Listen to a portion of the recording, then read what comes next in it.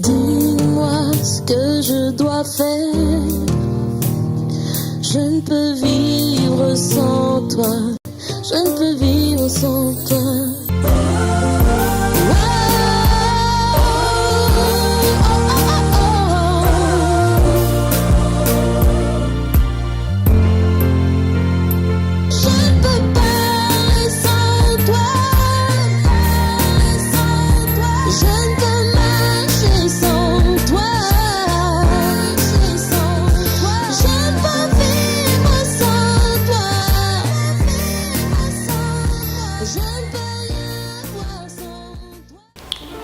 Bienvenue à votre émission Time for Change. Je suis le pasteur Justin Kabasele. Comme tous les dimanches à 20h, nous nous retrouvons sur notre chaîne Béni TV. Et pour ceux qui sont connectés sur Internet, nous sommes sur www.timeforchange.tv. La dernière, nous avons parlé pendant plusieurs reprises de remplir le ciel. Nous allons continuer toujours sur ce même thème de remplir le ciel, volume 2. La première fois, nous avons fait quelques statistiques pour parler, de la planète Terre. Nous avons dit qu'il y avait 7 milliards 600 quelques personnes sur cette terre, et sur les 7 milliards 600, il y avait seulement près de 4 à 5% des personnes qui ont réellement donné leur vie à Jésus. Et ces statistiques nous ont réellement fait très mal, et nous voulons y remédier par la grâce de Dieu. Nous voulons vous booster, vous parler à votre cœur pour que tous les chrétiens se lèvent pour remplir le ciel. Nous allons aujourd'hui parler de remplir le ciel, volume 2. Nous prions pour recommander ce moment entre les mains du Seigneur. Père éternel, nous avons besoin de toi. Seigneur, nous te recommandons ce moment. Nous prions, Père, que tu nous parles. Parle à nos cœurs, Seigneur. Viens, Seigneur, changer nos motivations. Viens changer, Seigneur, les motivations de notre vie de chaque jour. Permets-nous de travailler pour ton royaume et de remplir le ciel. Dans le nom puissant de Jésus, nous avons prié. Amen. Que le Seigneur vous bénisse abondamment partout où vous nous suivez. Et nous sommes dans le livre de Matthieu, chapitre 28. Donc, si vous pouvez prendre vos Bibles avec moi, il faut toujours vérifier. J'aime bien les lecteurs de la parole de Dieu qui vérifient dans la Bible pour voir qu'est-ce que l'homme de Dieu est en train de dire. C'est très important parce qu'il y a beaucoup de mensonges qui peuvent circuler et il y a beaucoup d'interprétations de la parole qui peuvent ne pas être correctes. Il faut toujours apprendre à vérifier vous-même dans la parole de Dieu. Nous sommes dans Matthieu, chapitre 28, à partir du verset 16. Nous lisons: les 11 disciples allèrent en Galilée sur la montagne que Jésus leur avait désignée. Quand ils le virent, ils se prosternèrent devant lui, mais quelques-uns eurent des doutes. Nous continuons la lecture. Jésus s'étant approché leur parla ainsi: tout pouvoir m'a été donné dans le ciel, sur la terre. Allez, faites de toutes les nations des disciples, les baptisant au nom du Père, du Fils et du Saint-Esprit. Dans ce texte que nous avons lu maintenant, Jésus n'a pas demandé, et c'est ce que j'aimerais que nous puissions relever sur notre première partie.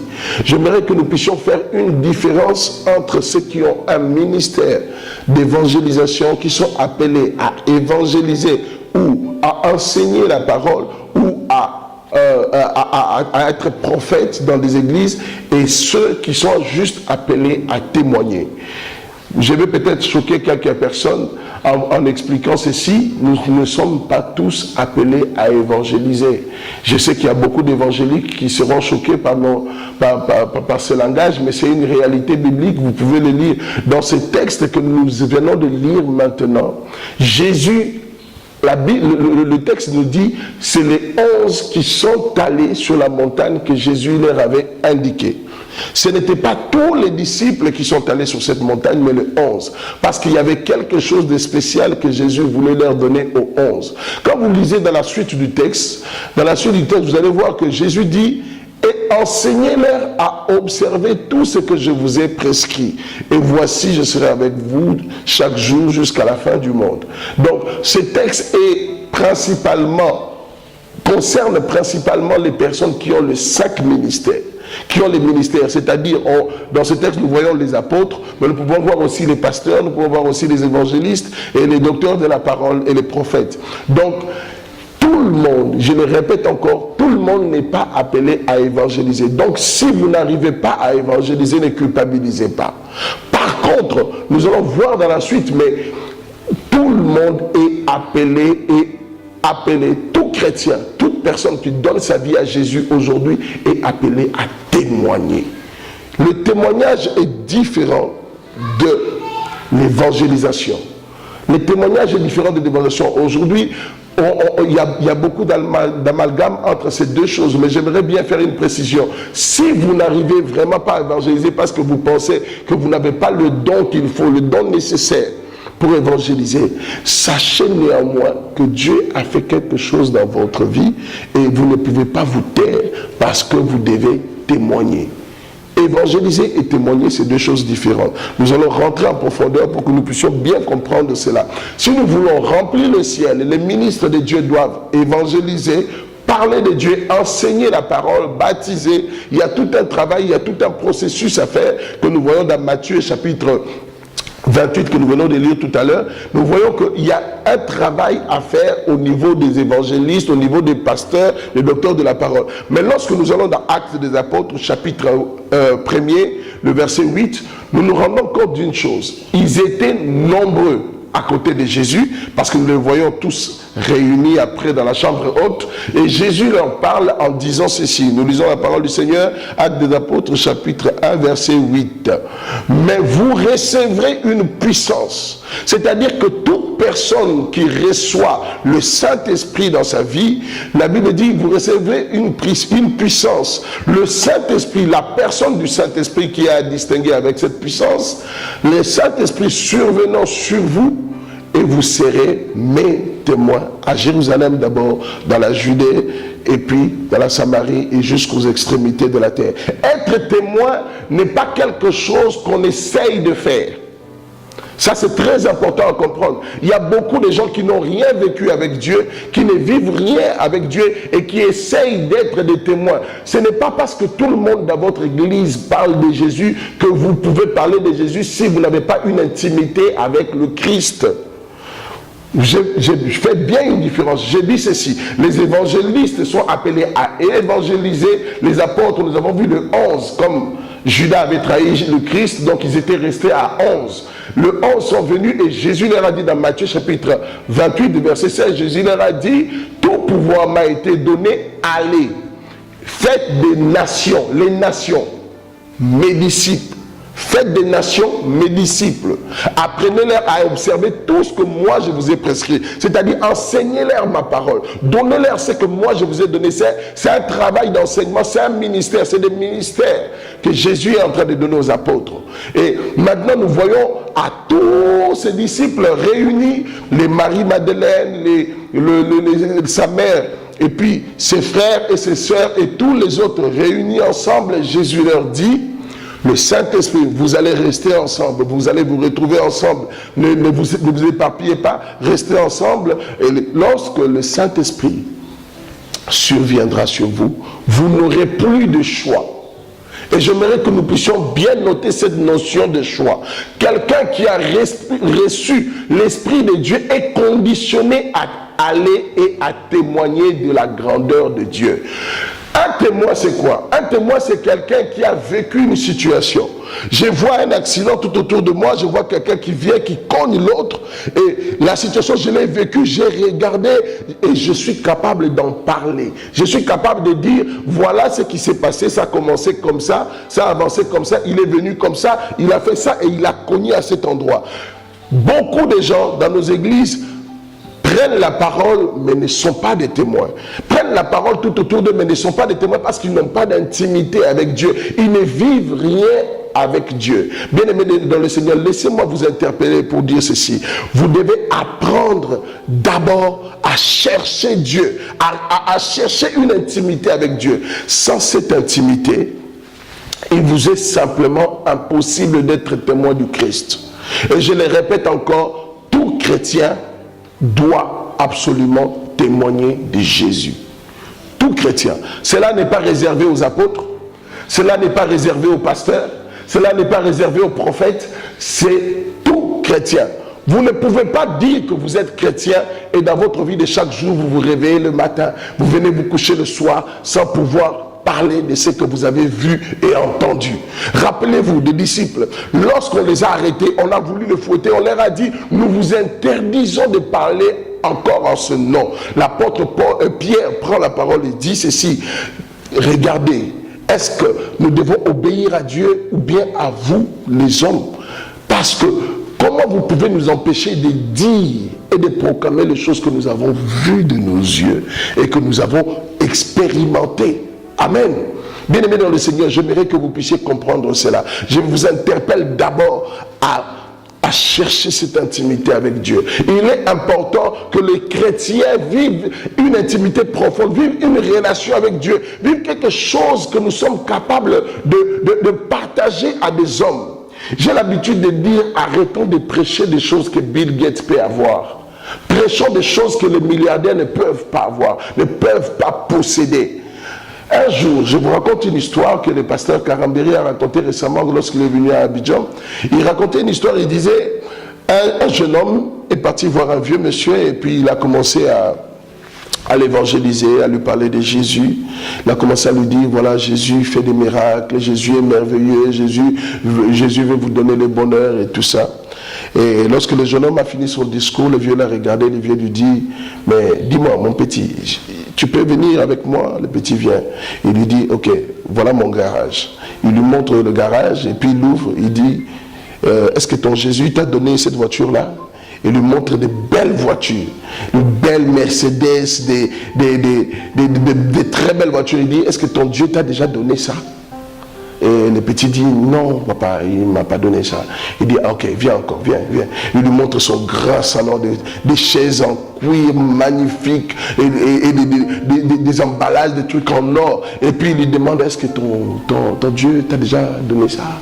Il dit, non, tu dors où? Il dit, je prends le transport et puis je dors dans une petite cabane. Il dit, ben écoute, le jour où ton Dieu sera capable de te donner ça, tu pourras venir me parler. Vous savez, nous devons avoir des choses à donner aux païens, quelque chose qui soit différent. Il faut que le païen, en nous regardant, il ait envie de devenir comme nous.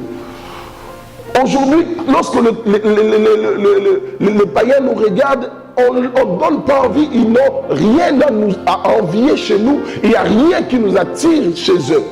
Ni notre paix, ni notre joie, il n'y a rien qui nous attire chez eux. Lorsque les païens nous regardent, ils ne se disent pas vraiment cette personne, j'aimerais vraiment lui ressembler, j'aimerais être comme cette personne. Cela est vraiment triste. Et 2 mois après, le papa tombe malade. Il tombe malade et il va se faire soigner en Allemagne. Rien. Il va se faire soigner à Londres, personne n'arrive à le guérir. Et il revient et puis il dit, est-ce que quelqu'un peut aller chercher ce petit garçon qui me parlait la dernière fois? Est-ce que quelqu'un qui est capable d'aller chercher ce garçon qui m'a parlé de Jésus la dernière fois? Ils sont partis, ils ont trouvé le jeune homme est revenu. Et puis le papa demande au jeune homme, est-ce que ton Jésus est capable de faire quelque chose pour moi? Je suis malade et personne n'arrive à me guérir. Et le jeune homme dit, ah les vieux, j'avais oublié de vous dire que c'est Jésus, il est capable de vous guérir. Et cette guérison est possible dans votre vie. Bien-aimés dans le Seigneur, j'aimerais que nous puissions bien comprendre cette histoire. Le jeune homme a prié pour le papa. Et dès qu'il a fini de prier pour le papa a commencé à sentir la différence dans son corps. Les symptômes ont commencé à disparaître. Il a commencé directement à sentir une différence. Vous voyez, ce jeune homme a eu quelque chose de différent de ce papa qui était riche, qui n'avait rien. Prêchons des choses que les milliardaires ne peuvent pas avoir. Prêchons des choses qui peuvent donner envie aux païens de ressembler à des chrétiens. J'ai fait un tour en Inde. J'étais là pour une mission de service et lorsque je suis arrivé dans le pays enthousiasmé par l'évangile, j'ai posé quelques questions tout autour de moi pour savoir s'il y avait des gens qui avaient entendu parler de Jésus. Et j'ai regardé les statistiques sur internet, je me suis rendu compte que c'était réellement catastrophique.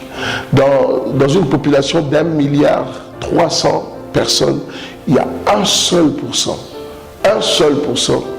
qui connaît Jésus 1 seul % des chrétiens. Vous imaginez la gravité de la chose. Sur 1,3 milliard personnes, 1 seul % des chrétiens.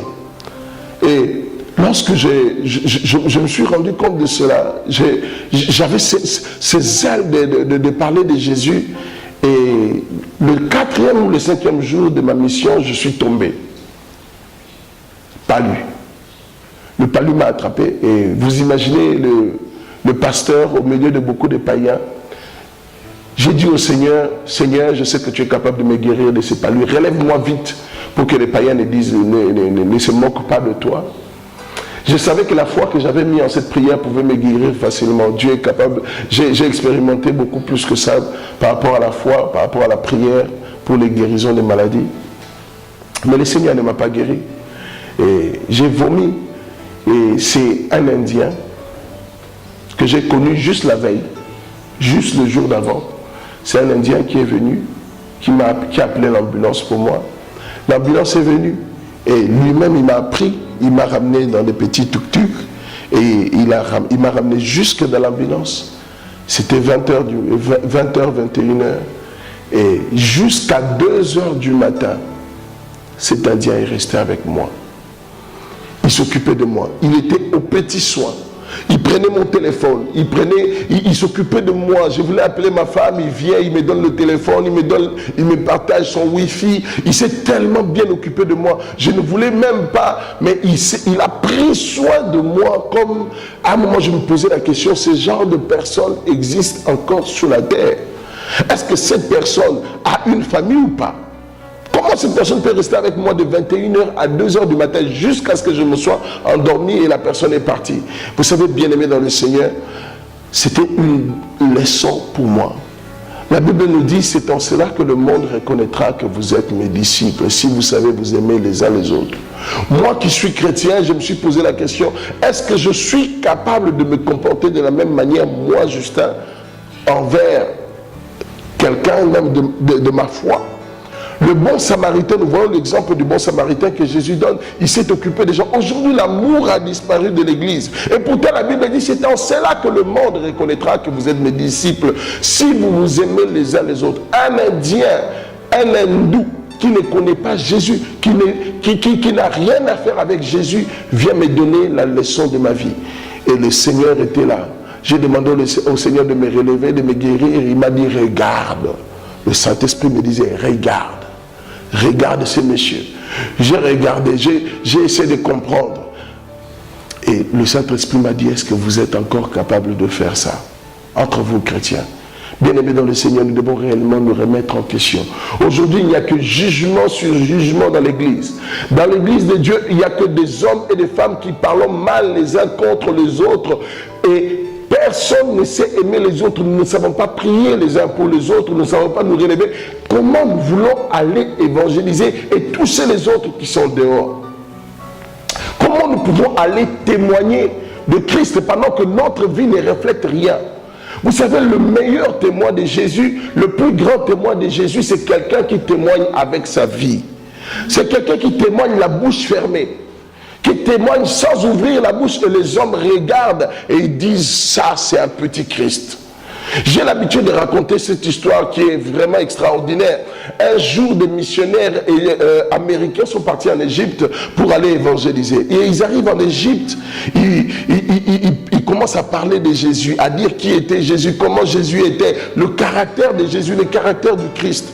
Et puis, les gens du village, de ce village en Égypte, le regardent, ils disent, mais nous on connaît ces messieurs. Les évangélistes disent non, mais vous ne pouvez pas les connaître parce qu'il est mort il y a 2000 ans, il est ressuscité et il est monté à la droite du Père. Les villageois disent non, la personne que vous êtes en train de décrire, telle que vous le décrivez, nous connaissons cette personne. Ils disent, ben écoutez, allez nous montrer cette personne. Ils sont partis avec les villageois jusque dans la maison du seul chrétien du village. Est-ce que vous vous rendez compte? Ça dit que cet homme vivait tellement comme Jésus. Sa vie ressemblait à Jésus qui n'avait pas besoin d'ouvrir sa bouche pour parler, pour que les gens remarquent que c'était un petit Christ. Lorsqu'on décrivait le Christ, les hommes du village voyaient cet homme par sa vie et ils voyaient Jésus. Bien-aimés dans le Seigneur, si nous voulons témoigner, avoir de l'impact sur cette terre, avoir de l'impact dans les nations, avoir l'impact dans les vies des gens, dans la vie des païens, nous devons apprendre à ressembler à Jésus. Dites-moi, à qui vous ressemblez? Vous voulez ressembler à votre pasteur? Votre pasteur n'est pas un modèle. Votre pasteur n'est pas le modèle. Le modèle, c'est Jésus-Christ. Jésus dit, l'apôtre Paul nous demande de ressembler à la statue parfaite de Jésus. Il dit, soyez mes imitateurs, mais comme moi je le suis de Christ. Amen. Parce que nous sommes tous en train de courir pour ressembler à Jésus. Le meilleur témoignage, c'est ce témoignage-là. Un jour, là où je travaille, j'étais avec un collègue qui n'est pas chrétien, et on a vu un autre chrétien. Et ce collègue-là, un jour m'a demandé, mais pourquoi toi tu gagnes pas forcément comme tous les autres? Tu gagnes un peu moins que les autres, mais pourquoi tu es toujours joyeux, tu es toujours différent des autres? Je lui ai dit, c'est parce que je connais Jésus. Il a remarqué quelque chose de différent. Et en regardant simplement, juste le fait de me regarder, il m'appelle pasteur. Avant même qu'on puisse me consacrer pasteur, il m'appelait pasteur. Avant d'ouvrir la bouche, de faire quoi que ce soit, eux tous m'appelaient pasteur. Et ce monsieur, un jour, il a vu un autre chrétien à la bande, et il regarde ce chrétien, il lui dit, mais toi tu es vraiment quelqu'un de différent. Je ne comprends pas. Quand je te vois, tu es toujours content, toujours joyeux, tu es toujours différent, toujours calme, toujours paisible. Qu'est-ce qui se passe dans ta vie? Et puis le chrétien, comme il nous a vus ensemble tous les deux, il le regarde et puis il lui dit, mais toi tu te balades avec Justin. Comment tu peux me poser cette question? Et puis le monsieur regarde le chrétien, il dit, ah, ok, Justin, j'ai tout compris. Et il a continué sa route. C'est-à-dire que juste le fait que le monsieur lui dise, tu te balades avec Justin et comment tu peux me poser la question si je suis serein, c'est-à-dire qu'il a directement fait le lien et il a compris que ces deux personnes ont cette nature parce qu'ils ressemblent, les deux ressemblent à Jésus. Alléluia. Bien-aimés dans le Seigneur, je vous prie d'apprendre à témoigner par votre vie, par votre bouche, par votre manière de parler. Tous les moyens sont bons pour témoigner de ce que nous avons vu, de ce que nous avons entendu et de tout ce que nous pouvons vivre. Ne restez plus pareil, ne restez plus pareil.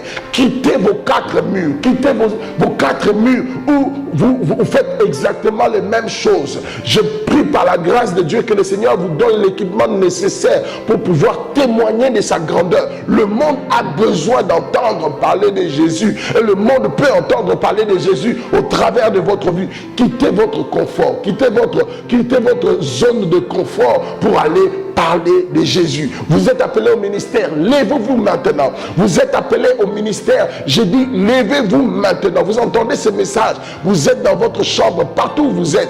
Ne cherchez pas ce qu'on vous donne une chaire pour prêcher. Ne cherchez pas ce qu'on vous donne une prédication devant une église. Si vous êtes appelé au ministère, descendez et commencez à parler de Jésus. Faites la chose pour laquelle Dieu vous a créé. Bien-aimés dans le Seigneur, les anges ne quitteront pas le ciel et ne descendront pas pour faire votre travail à votre place. La Bible dit, vous savez, dans le contexte dans lequel nous vivons sur cette terre, Dieu travaille avec l'homme et Dieu a besoin de vous pour changer les choses. Les 4 ou les 5% des chrétiens qui existent sur la terre, c'est quelque chose de très grave. Nous devons secouer le monde. Le monde doit entendre parler de Jésus. Les vies des gens doivent venir au Seigneur. Église de Dieu, pasteur, prophète de la parole, homme de Dieu, je vous interpelle encore à changer vos messages. Encouragez les membres de vos églises à parler de Jésus. Encouragez les membres de vos églises à ne pas rester des brebis qui dépendent totalement de vous. Je vous demande, pour l'amour du Seigneur, faites des hommes tout faits, des hommes capables d'aller parler de Jésus partout dans le monde et de glorifier le nom du Seigneur partout dans le monde où ils iront. Maintenant, je vais vous demander une chose. Si vous sentez que vous êtes appelé au ministère, je vais prier pour vous. Je vais prier pour vous maintenant. Je vais prier pour vous maintenant et j'aimerais que vous puissiez être attentif à ce que je vais vous dire maintenant. Priez avec moi si vous êtes appelé au ministère. Demandez au Seigneur de venir régner dans votre vie, de venir régner dans votre cœur. Seigneur, je prie pour ces hommes et ces femmes qui sont dans leur maison, qui entendent ce message et qui sont appelés au ministère à parler de toi, à transformer des vies, à changer des cœurs dans ce monde. Je prie dans le nom de Jésus que tu permettes qu'ils s'élèvent, car la création attend avec un ardent désir que ces personnes se lèvent et influencent la nature. La société a besoin d'entendre parler de Jésus. Les sociétés ont besoin d'entendre parler de Jésus. Il y a des milieux où le nom de Jésus est bafoué, où lorsqu'on parle de Jésus, les gens rigolent et se moquent. Je te prie, Père, de relever des hommes et des femmes qui peuvent parler de toi et remplir le ciel. Dans le nom puissant de Jésus, que des hommes et des femmes se lèvent pour remplir le ciel. Que Dieu vous bénisse abondamment au nom de Jésus-Christ de Nazareth. Amen. Je suis le pasteur Justin Kabasele. Vous pouvez retrouver tous nos messages sur www.timeforchangetv.com.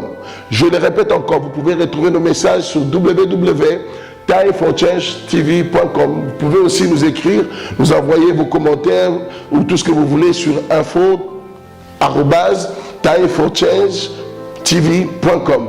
Vous pouvez aussi nous appeler sur les numéros que vous voyez au bas de vos écrans. Que Dieu vous bénisse abondamment. Je suis pasteur à la mission internationale de la Nouvelle Vie. Pour ceux qui ont besoin de me rencontrer, appelez les numéros qu'il y a sur le bas de vos écrans. Nous allons vous recontacter, nous allons parler et prier avec vous. Je suis à la mission internationale de la Nouvelle Vie avec le pasteur Patrick Okubo. C'est sur la route d'Abata et vous pouvez aussi nous rendre visite. Pour ceux qui ont besoin d'avoir une communauté où ils peuvent grandir dans leur intimité avec Jésus, vous êtes les bienvenus. Que le Seigneur vous bénisse abondamment. Soyez remplis de Dieu. Soyez remplis de Dieu. Remplissons le ciel. Remplissons le ciel. Que le Seigneur vous bénisse abondamment. À dimanche prochain, à la même heure, 20h. Pour ceux qui sont en Afrique centrale, c'est 21h. Que Dieu vous bénisse abondamment au nom de Jésus. Amen. Dis-moi ce que je dois faire. Je ne peux vivre sans toi.